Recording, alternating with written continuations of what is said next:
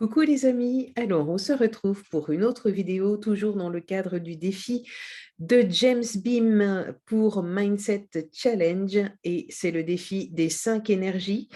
Donc ces 5 énergies étant l'espoir, la bienveillance, l'audace, la prospérité et l'enthousiasme. Voilà, et là, cette vidéo-ci sera pour l'audace. Alors, l'audace, pour vous, qu'est-ce que c'est? Donc là, dans le cadre de ce défi, c'était lié au business. Et moi, je vais vous livrer un petit peu ma définition de l'audace. L'audace, en fait, c'est oser. Euh, Oser, mais pas n'importe comment. Parce que souvent, dans le business ou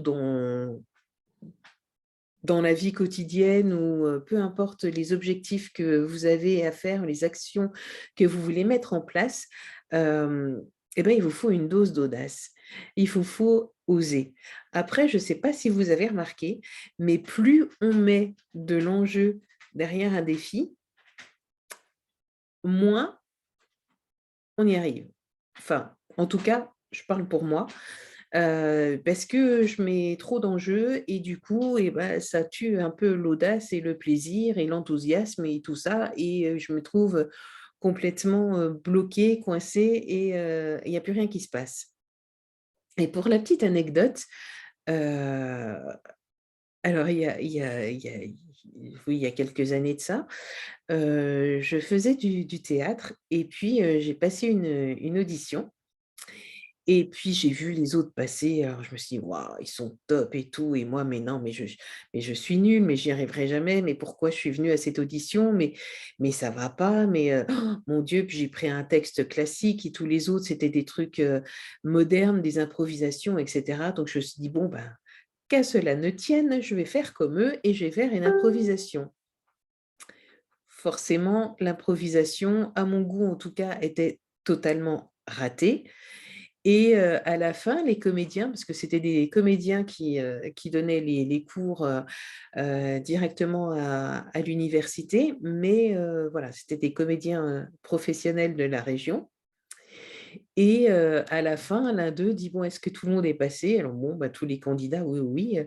Bon, à moins qu'il y ait quelqu'un qui veuille, repasser et moi, j'étais toute timide, mais je me suis dit: «Bon, de toute façon, vu comme, j'ai, raté l'audition, je peux repasser une deuxième fois. De toute façon, je ne serai pas prise. Donc go, allons-y» et du coup, j'ai fait, le texte, que j'avais appris de Molière, un passage sur l'avare et pour nous remercier d'avoir passé, l'audition, ils nous avaient conviés à leur spectacle et à l'entrée, il y a le comédien qui m'a reconnue en me disant: «Ah!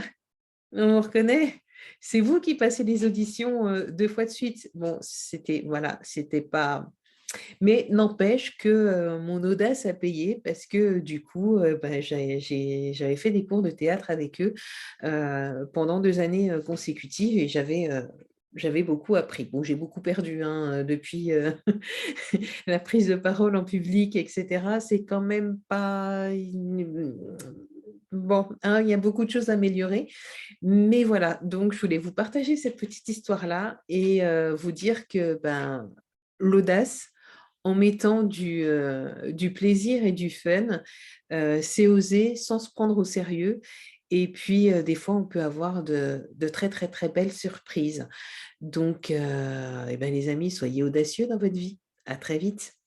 Ciao, ciao. Ah, je voulais vous dire quelque chose. Eh oui.